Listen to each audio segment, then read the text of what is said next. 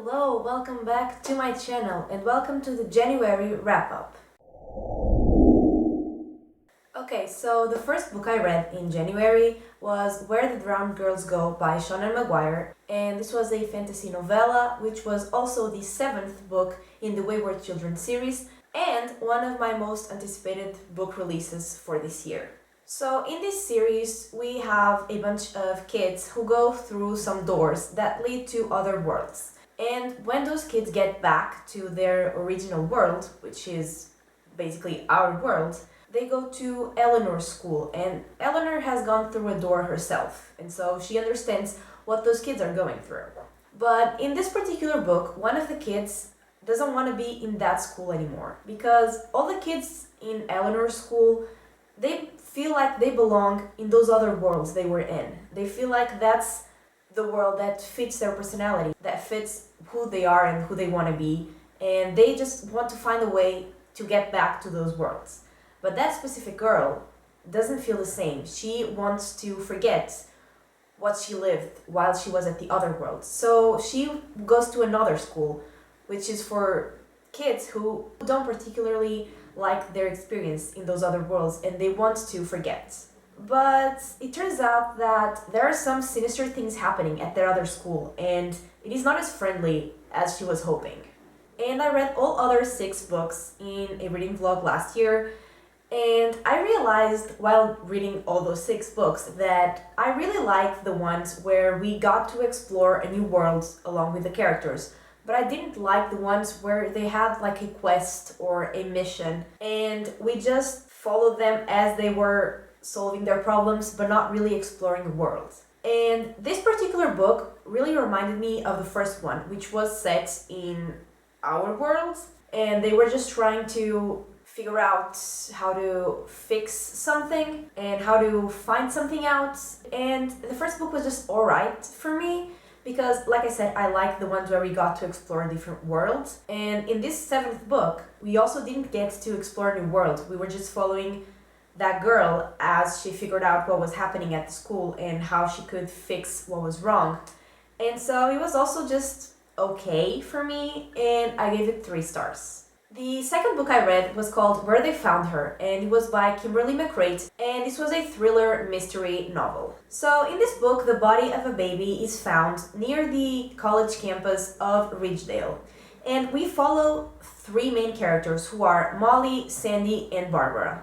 So Molly is a freelance journalist and she has lost her own baby not long before the events of this book, and she is sent to investigate what was happening in Ridgedale, but she was sent there before they knew that the dead body belonged to a baby. And so we navigate as Molly deals with her own grief about having lost her own baby and now having to deal with another dead baby, and also how she is discovering what happened and who the baby was. And like I said, we also have Sandy, and she has dropped out of high school and she's trying to find her missing mother. And Barbara is trying to figure out what happened to her young son because he has recently started having some random outbursts. And there was a lot happening in this book with all the characters that at first seemed sort of disconnected, but it was obviously all connected. But like we followed more characters than these 3, but these were like the main 3. So there was a lot going on, a lot of characters with their personal drama, and I didn't really like any of the characters or connect to any of them. So I didn't care about their personal stuff that was going on. I mean, I didn't hate the plot itself, like the mystery of the dead baby. So I did give this one 3 stars as well. Okay, so next I read the Poppy War series, and that's the Poppy War, which was the first book. Then we have the Dragon Republic, which was the 2nd, and the Burning God, which was the 3rd and last.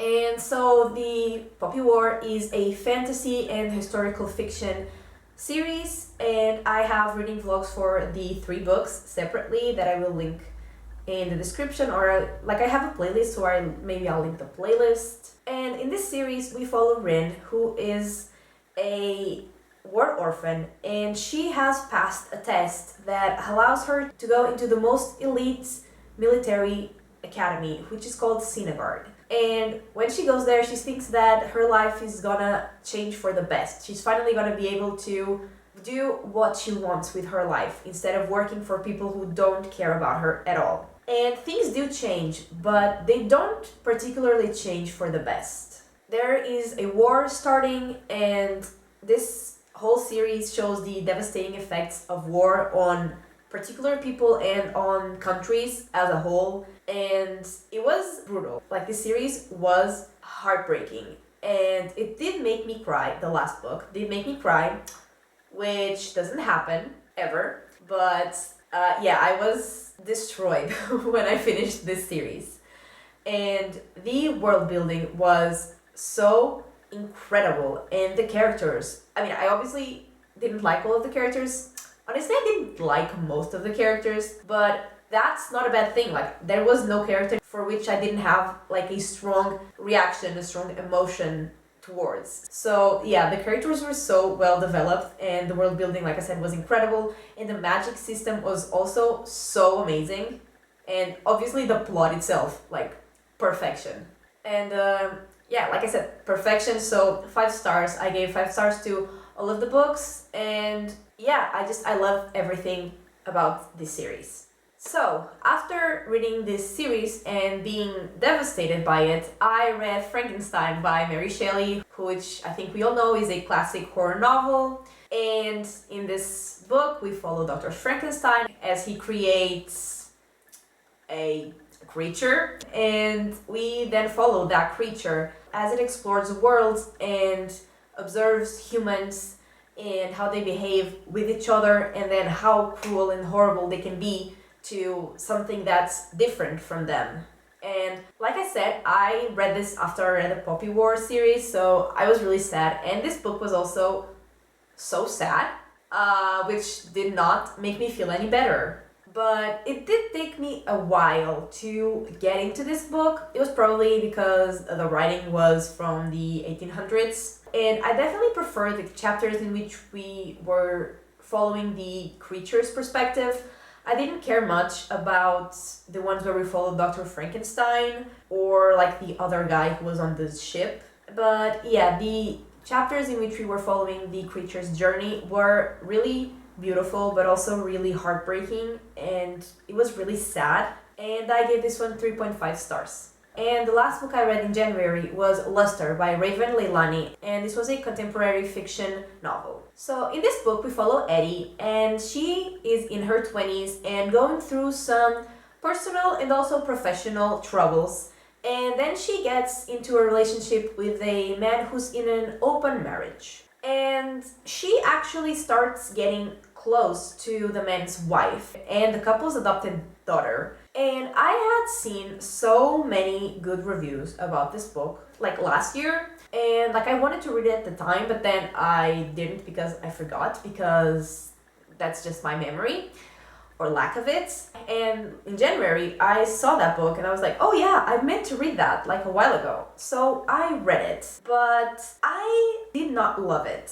I mean, I think the whole point of this book was to connect to the main character and like relate to her, but I could not do that because I just thought that the scenario was so unlikely. And because like one thing is to have a relationship with someone in an open marriage, and another thing is to become friends, not they weren't friends, but whatever, become close to their wife and go kind of live in their house for a while the husband is away, the one you're in a relationship is away, and you go to their house and stay there living with the guy's wife and their daughter, and you have this really weird relationship with the man's wife. I mean, I'm not gonna say that it has never happened in the world, maybe it has, but it's not really a thing you can relate to. And I mean, there were some things about her that were relatable, but as a whole, I just couldn't relate to her situation, and I just didn't really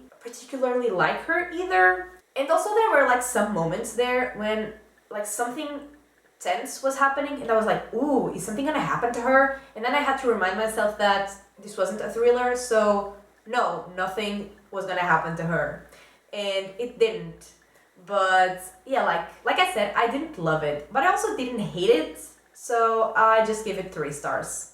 And those were the books I read in January. And I used to do TBRs, but I never really stuck to them because I just then found other books that I wanted to read. But what I can say is that I'm reading 2 books right now, and one of them is The Shadow Rising, which is book 4 in the Wheel of Time series, which I am finally getting back to, and there's gonna be a reading vlog for it. And the other book that I have started reading is Peter Pan Must Die by John Verdon, which is the 4th book in a series of like crime, mystery, thriller books that follow one same detective. And like I have read the previous 3 books and I have really liked them. And yeah, I mean I have barely started that one, so I don't really have thoughts yet. And like this one, I'm on page 130, I think.